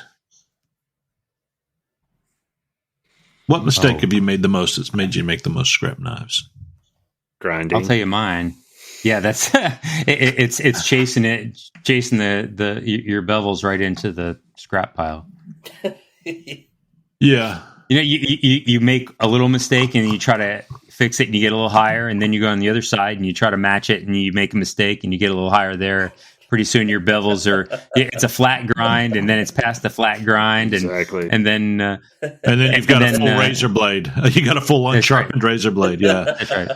I would have to agree with you there. I've only melted one knife in the forge, which is my very first one, and I display it proudly in my shop. It's 2 pieces with blobs on the end of the 2 pieces where it came apart in the middle. But beyond that, it's just like you're saying, chasing grinds, until I learned to slow down and follow my center line and stuff, and truly not go past it. 'Cause I would get up to my center line, or close to it, and I would do something to offset my plunge or how straight it was across the top. And I'd be like, I got to fix this now. And next thing you know, I've got a -10 zero edge. Or -10 edge, and the blade is actually, it's a 1/8 or 1/4 of an inch shorter than it was, because I've just continued to grind it up, and eventually I just like, the hell with it, went and threw it in the trash can. I don't throw any of them in the trash. I have this little bin that I put them all through, because I think at some point, I'll give you an example. I had one of these knives that I did some file work, and I went too far forward, because I did my file work past where the scales were going to end on the front, right? And so that you can't really fill them in there.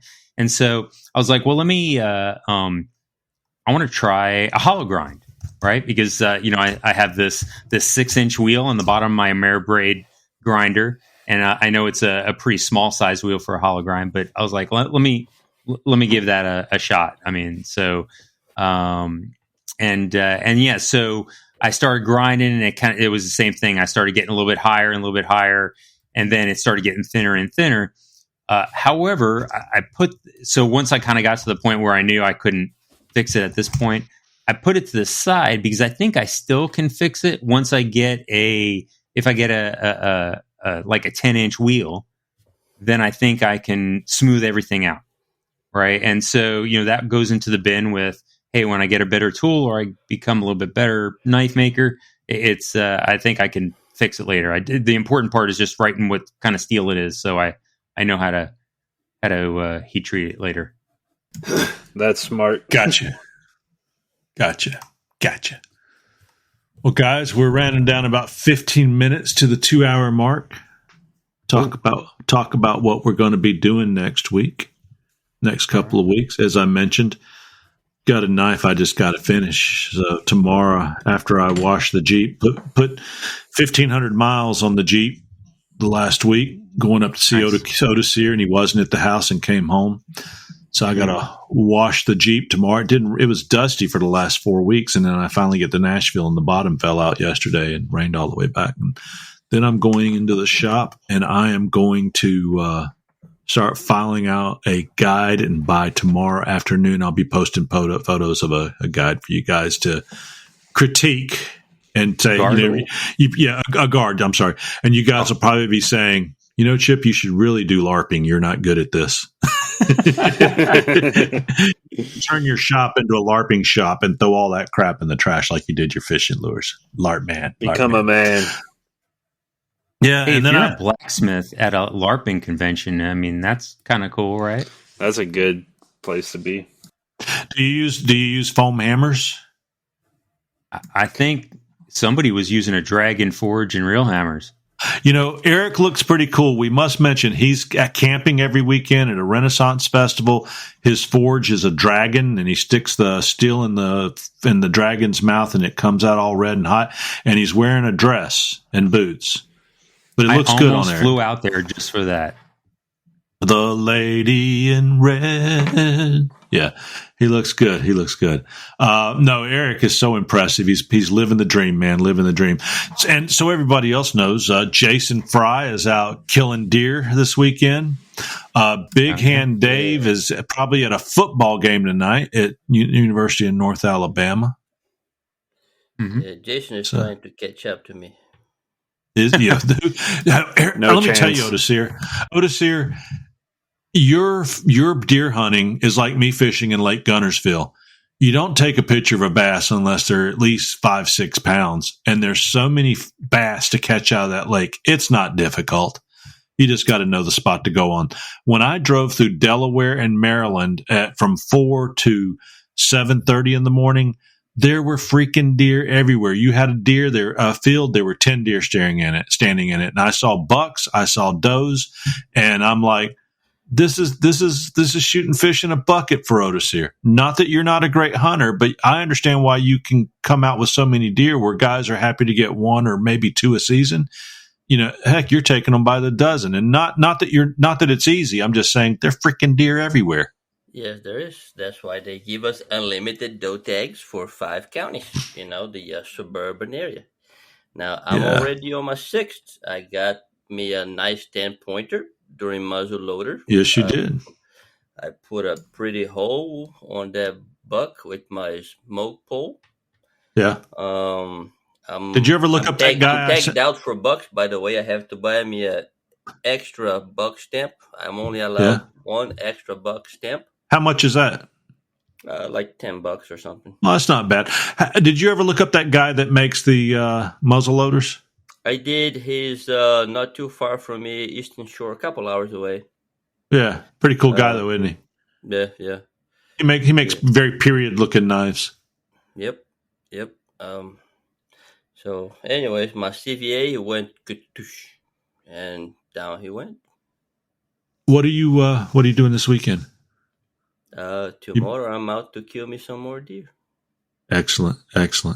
Good for you. I'm gonna take my my crossbow and sit on the blind and nice pasture. Let me see if I still have that picture. I would have loved to have gone with you if you had just let me know you were coming to town. It's interesting how you bolted. I will share with you the view from my blind. Give me just a second. I took one picture here not long ago. Yeah. Where did it go? So the listeners. Yes. You're going to send us a picture. Oh, look at that. Raven Stadium in the background. Wow. You got deer everywhere up there. Yep. As a matter of fact, there it is. Enjoy. All right. Let me see this picture here. I'll have to describe it for the listeners. There's a view from my blind. Let me see here. That Otisir Pinto. Oh, yeah. Otisir, that's a strip club. On the left side, there's the Highway 95, and on the back is the stadium for the Ravens. Yeah, is that public property?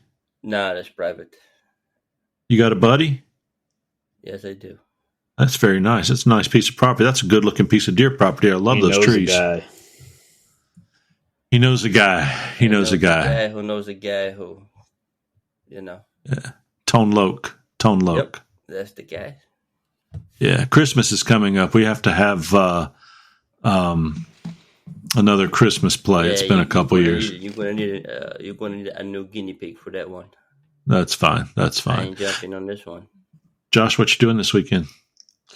This weekend, I am bush hogging, and then the Alabama Forage Council in Coleman is having our weekly meeting, and that weekly is or monthly? where I will be on our monthly. Yeah, sorry, monthly meeting at Pine Heart Living History Farm, the blacksmith shop there, and in Coleman. So I'm the forage master for the Coleman group. So I do that every month. Are you? First Sunday. Is that what time is that Sunday? It's on from 9 a.m. till 5 or 9 a.m. to 2 p.m. You know, if I left church after the service, I could probably get down there and just roll in. I'd be there about 10 o'clock. I'd be there about 10:30 or so. That wouldn't be too bad. What are y'all doing this Sunday? This Sunday we're kind of doing an open forging, so kind of bring projects and we help out people who are working on stuff, or if they want to learn a new thing, whatever. It's kind of, we do anything from like we randomly started making bacon presses to teaching people how to make S hooks, J hooks, to Damascus. So it's really whatever people want to work on. Well, I'm going to bring a piece of 1095 and let you help me hammer forge a knife out then. Sounds good. Let's do it. We were doing kind of like what we were doing up at or down at Tannehill this last time. Yeah. You got there a little later, but kind of what Josh and all them were doing. I really like the steps that they took to put that lip on the knife and then take it down to the point, then take that lip out, and just the way that they made that knife and then turning it over, doing the banana and then hammering it out. I can do those things, just not with the amount of expertise that when you guys do it, it's just so cool. So I may have to bring a piece of 1095 or something down there, and that's easy enough to work with. That turns something out pretty cool. May do that on Sunday. I will get in touch with you on that because I could be down there about 10:30. Would that be too late? No, not at all. Coolio. That may be what I do this weekend. Tomorrow else is going to be that. Mark, did I get to what you're doing this weekend? Nope, not yet. But I am. So as far as the knife world, I am. I might cut the leather out for the sheath for this Hidden Tang, at least get that cut out. Did you ever think about making a little saddle for Squishy to sit on Peanut's back and ride around the house? That'd be kind of cool. A little leather saddle. Yeah, I get 1 million views if I can make that happen without the dog eating the bird. You just need a muzzle, man. Just need a muzzle. That's right. So it's a couple of knives. Yep. So I'm gonna cut some leather out, and then I have those 3 knives that I got to heat treat the cleaver. I got to temper the cleaver tomorrow, and then really start working some grinds and some handle material. So grinds, handle material, and then really tomorrow evening, I was invited to the Mardi Gras not until next year, but a lot of the associations have like fundraiser events throughout the year, and so it's kind of like the Halloween after Halloween event, and so the theme is Day of the Dead, and so we're going to go to that tomorrow night. Well, I'm coming down to go to Mardi Gras parades with you next year, and we're taking bags of trash with us, and we're unloading on that street, baby. Unloading on that street. Matter of fact, I need Josh. You need to come down with us and help us throw trash in the street. We're getting even with the city. You couldn't put a dent in it. You couldn't. I don't care.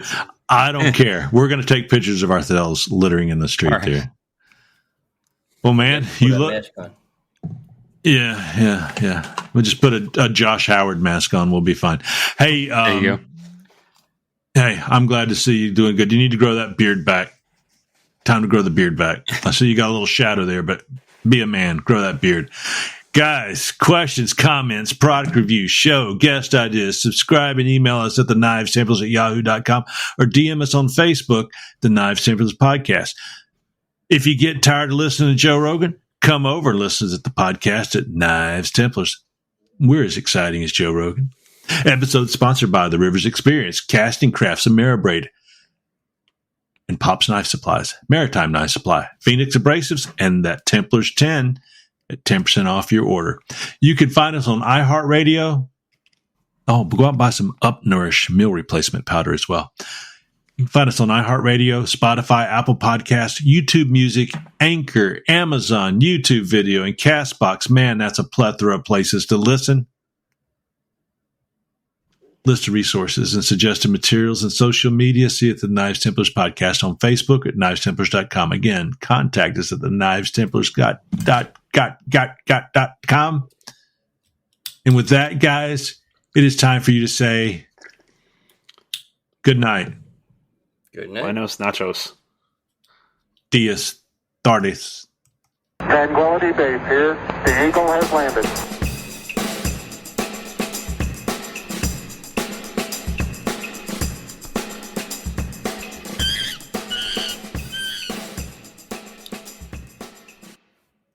Brought to you by Porkhouse Productions. Oinky, oinky, oinky. And that's a wrap. That's a wrap. Yep. That's a wrap. Guys, thank you so much for waiting for me to travel this week. I know you understand it's not a big deal, but man, it was a long week. And man, this was just good medicine to come right back and jump into this because I've shed a lot of tears this week and driven a lot of miles and had a lot of wonderful stories and all kinds of things expressed and talked about and shared this week. And seeing your pictures and the things that you're doing just keeps me inspired. So I thank you. I thank you so much for that. Yeah, man. Sorry. Got a new. Absolutely, man. No. It's fine.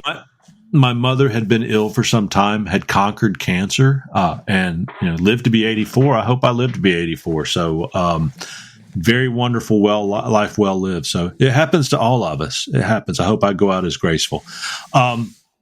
Guys, I'll be making knife for Dr. Digger Cleverly, Nashville and Grand Ole Opry recording and performance artist, Dr. Digger Cleverly. Also, cool. part-time alpaca farmer, and he has a big charity event every year. It's called Save the Whales. They have a big tree chicken cook-off and hunting expedition. So, Dr. Digger Cleverly, I encourage you to look up the Cleverleys. They're a great bluegrass and comedy band out of Nashville.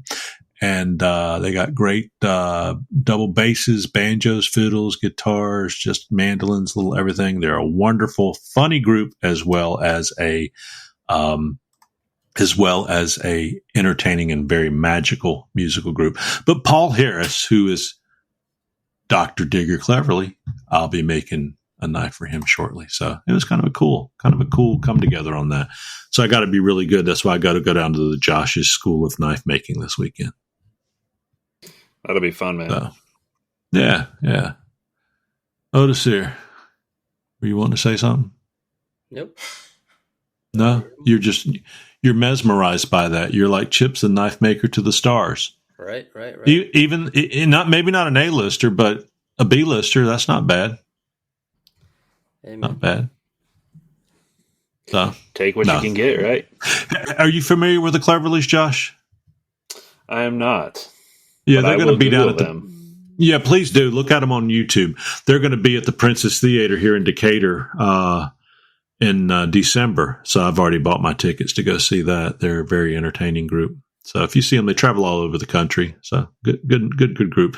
I was hoping for Kenny Chesney as well. Not Kenny Chesney. What's his name from Kentucky? Nothing like what's his name? Brad Paisley. I was kind of hoping for make a knife for Brad Paisley one day. So you never know. We'll see. Right. You All never things in know. time. I mean, the guy Montana Knife Company. He's the knife maker to Joe Rogan. Man, that's pretty cool, isn't it? Yeah. Yeah. Josh so Smith. it's cool. Masters. Yeah. Really.